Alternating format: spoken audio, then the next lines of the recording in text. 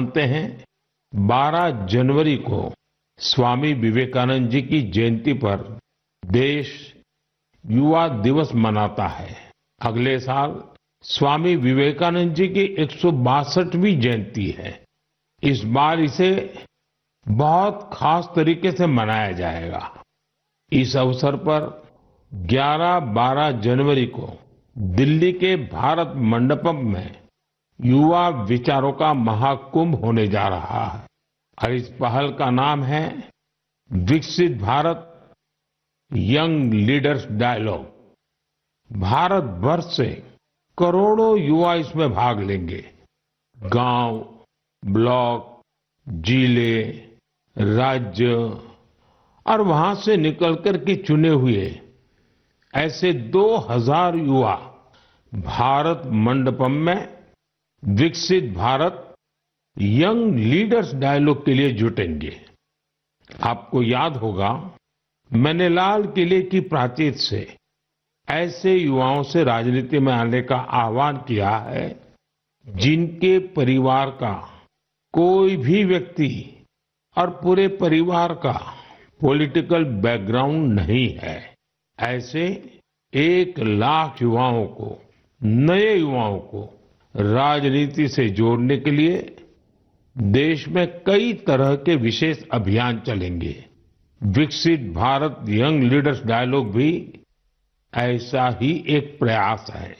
इसमें देश और विदेश से एक्सपर्ट्स आएंगे, अनेक राष्ट्रीय और अंतर्राष्ट्रीय हस्तियां भी रहेगी।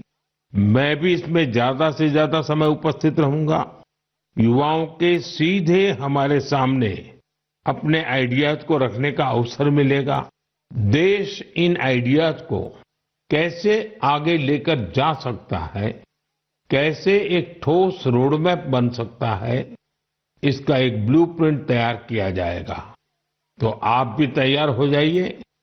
जो भारत के भविष्य का निर्माण करने वाले हैं, जो देश की भावी पीढ़ी है, उनके लिए ये बहुत बड़ा मौका आ रहा है। आइए मिलकर देश बनाएं, देश को विकसित बनाएं। मेरे प्यारे देशवासियों, मन की बात में हम अक्सर ऐसे युवाओं की चर्चा करते हैं जो निस्वार्थ भाव से समाज के लिए काम कर रहे हैं। ऐसे कितने ही युवा हैं जो लोगों की छोटी छोटी समस्याओं का समाधान निकालने में जुटे हैं। हम अपने आसपास देखें तो कितने ही लोग दिख जाते हैं जिन्हें किसी न किसी तरह की मदद चाहिए, कोई जानकारी चाहिए। मुझे ये जानकर अच्छा लगा, कुछ युवाओं ने समूह बनाकर इस तरह की बात को भी एड्रेस किया है। जैसे लखनऊ के रहने वाले वीरेंद्र हैं, वो बुजुर्गों को डिजिटल लाइफ सर्टिफिकेट के काम में मदद करते हैं। आप जानते हैं कि नियमों के मुताबिक सभी पेंशनर्स को साल में एक बार लाइफ सर्टिफिकेट जमा कराना होता है। 2014 तक इसकी प्रक्रिया यह थी, इसे बैंकों में जाकर बुजुर्ग को खुद जमा करना पड़ता था। आप कल्पना कर सकते हैं कि इससे हमारे बुजुर्गों को कितनी असुविधा होती थी। अब ये व्यवस्था बदल चुकी है। अब डिजिटल लाइफ सर्टिफिकेट देने से चीजें बहुत ही सरल हो गई हैं। बुजुर्गों को बैंक नहीं जाना पड़ता। बुजुर्गों को टेक्नोलॉजी की वजह से कोई दिक्कत ना आए, इसमें वीरेंद्र जैसे युवाओं की बड़ी भूमिका है। वो अपने क्षेत्र के बुजुर्गों को इसके बारे में जागरूक करते रहते हैं। इतना ही नहीं, वो बुजुर्गों को टैक्स सेवी भी बना रहे हैं। ऐसे ही प्रयासों से आज डिजिटल लाइफ सर्टिफिकेट पाने वालों की संख्या 80 लाख के आंकड़े को पार कर गई है। इनमें से 2 लाख से ज्यादा ऐसे बुजुर्ग हैं जिनकी आयु 80 के भी पार हो गई है। साथियों, कई शहरों में युवा बुजुर्गों को डिजिटल क्रांति में भागीदार बनाने के लिए भी आगे आ रहे हैं। भोपाल के महेश ने अपने मोहल्ले के कई बुजुर्गों को मोबाइल के माध्यम से पेमेंट करना सिखाया है। इन बुजुर्गों के पास स्मार्टफोन तो था, लेकिन उसका सही उपयोग बताने वाला कोई नहीं था। बुजुर्गों को डिजिटल अरेस्ट के खतरे से बचाने के लिए भी युवा आगे आए हैं।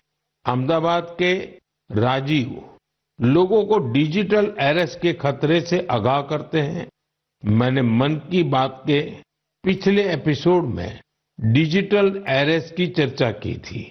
इस तरह के अपराध के सबसे ज्यादा शिकार बुजुर्ग ही बनते हैं। ऐसे में हमारा दायित्व है कि हम उन्हें जागरूक बनाएं और साइबर फ्रॉड से बचने में मदद करें। हमें बार बार लोगों को समझाना होगा कि डिजिटल अरेस्ट नाम का सरकार में कोई भी प्रावधान नहीं है। ये सरासर झूठ, लोगों को फंसाने का एक षड्यंत्र है। मुझे खुशी है कि हमारे युवा साथी इस काम में पूरी संवेदनशीलता से हिस्सा ले रहे हैं और दूसरों को भी प्रेरित कर रहे हैं। मेरे प्यारे देशवासियों, आजकल बच्चों की पढ़ाई को लेकर कई तरह के प्रयोग हो रहे हैं। कोशिश यही है कि हमारे बच्चों में क्रिएटिविटी और बढ़े, किताबों के लिए उनमें प्रेम और बढ़े। कहते भी हैं, किताबें इंसान की सबसे अच्छी दोस्त होती हैं। और अब इस दोस्ती को मजबूत करने के लिए लाइब्रेरी से ज्यादा अच्छी जगह और क्या होगी। मैं चेन्नई का एक उदाहरण आपसे शेयर करना चाहता हूं। यहाँ बच्चों के लिए एक ऐसी लाइब्रेरी तैयार की गई है जो क्रिएटिविटी और लर्निंग का हब बन चुकी है। इसे प्रकृत अरिवगम के नाम से जाना जाता है। इस लाइब्रेरी का आइडिया टेक्नोलॉजी की दुनिया से जुड़े श्रीराम गोपालन जी की देन है। विदेश में अपने काम के दौरान वे लेटेस्ट टेक्नोलॉजी की दुनिया से जुड़े रहे, लेकिन वो बच्चों में पढ़ने और सीखने की आदत विकसित करने के बारे में भी सोचते रहे। भारत लौटकर उन्होंने प्रकृत अरिवगम को तैयार किया। इसमें 3000 से अधिक किताबें हैं जिन्हें पढ़ने के लिए बच्चों में होड़ लगी रहती है। किताबों के अलावा इस लाइब्रेरी में होने वाली कई तरह की एक्टिविटीज भी बच्चों को लुभाती हैं। स्टोरी टेलिंग सेशन हो, आर्ट वर्कशॉप्स हो, memory training classes, robotics lesson या फिर पब्लिक स्पीकिंग, यहाँ हर किसी के लिए कुछ न कुछ जरूर है जो उन्हें पसंद आता है। साथियों, हैदराबाद में फूड फॉर थॉट फाउंडेशन ने भी कई शानदार लाइब्रेरीज बनाई है। इनका भी प्रयास यही है कि बच्चों को ज्यादा से ज्यादा विषयों पर ठोस जानकारी के साथ पढ़ने के लिए किताबें मिले। बिहार में गोपालगंज के प्रयोग लाइब्रेरी की चर्चा तो आसपास के कई शहरों में होने लगी है। इस लाइब्रेरी से करीब 12 गांवों के युवाओं को किताबें पढ़ने की सुविधा मिलने लगी है। साथ ही ये लाइब्रेरी पढ़ाई में मदद करने वाली दूसरी जरूरी सुविधाएं भी उपलब्ध करा रही है। कुछ लाइब्रेरीज तो ऐसी हैं जो प्रतियोगी परीक्षाओं की तैयारी में स्टूडेंट्स के बहुत काम आ रही है। ये देखना वाकई बहुत सुखद है कि समाज को सशक्त बनाने में आज लाइब्रेरी का बेहतरीन उपयोग हो रहा है। आप भी किताबों से दोस्ती बढ़ाइए और देखिए कैसे आपके जीवन में बदलाव आता है। मेरे प्यारे देशवासियों, परसों रात ही मैं दक्षिण अमेरिका के देश गयाना से लौटा हूं। भारत से हजारों किलोमीटर दूर गयाना में भी एक मिनी भारत बसता है। आज से लगभग 180 वर्ष पहले गयाना में भारत के लोगों को खेतों में मजदूरी के लिए, दूसरे कामों के लिए ले जाया गया था। आज गयाना में भारतीय मूल के लोग राजनीति, व्यापार, शिक्षा और संस्कृति के हर क्षेत्र में गयाना का नेतृत्व कर रहे हैं। गयाना के राष्ट्रपति डॉक्टर इरफान अली भी भारतीय मूल के हैं, जो अपनी भारतीय विरासत पर गर्व करते हैं। जब मैं गयाना में था, तभी मेरे मन में एक विचार आया था, जो मैं मन की बात में आपसे शेयर कर रहा हूं। गयाना की तरह ही दुनिया के दर्जनों देशों में लाखों की संख्या में भारतीय हैं। दशकों पहले की, 200-300 साल पहले की उनके पूर्वजों की अपनी कहानियां हैं। क्या आप ऐसी कहानियों को खोज सकते हैं कि किस तरह भारतीय प्रवासियों ने अलग अलग देशों में अपनी पहचान बनाई, कैसे उन्होंने वहां की आजादी की लड़ाई के अंदर हिस्सा लिया, कैसे उन्होंने अपनी भारतीय विरासत को जीवित रखा।